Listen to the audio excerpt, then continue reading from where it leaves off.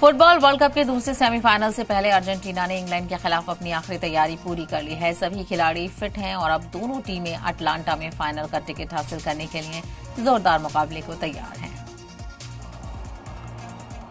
Football world cup के दूसरे semifinal से पहले अर्जेंटीना ने इंग्लैंड के खिलाफ होने वाले मुकाबले के लिए अपना आखिरी प्रैक्टिस सेशन पूरा कर लिया। चीफ कोच लियोनेल स्कालोनी के लिए राहत की बात यह रही कि सभी खिलाड़ी पूरी तरह फिट रहे और ट्रेनिंग में शामिल हुए। अर्जेंटीना और इंग्लैंड के बीच मुकाबला सिर्फ फुटबॉल तक महदूद नहीं है, बल्कि 1982 के फॉकलैंड आइलैंड कॉन्फ्लिक्ट की तारीखी कंपटीशन भी इसी खास बनाती है। टूर्नामेंट में फुटबॉल रैंकिंग की टॉप 4 टीमें अर्जेंटीना, स्पेन, फ्रांस और इंग्लैंड सेमीफाइनल में पहुंची हैं। पहला सेमीफाइनल में स्पेन ने फ्रांस को हरा दिया है, जबकि बुध को अटलांटा में अर्जेंटीना और इंग्लैंड वर्ल्ड कप फाइनल का टिकट हासिल करने के लिए आमने सामने होंगे।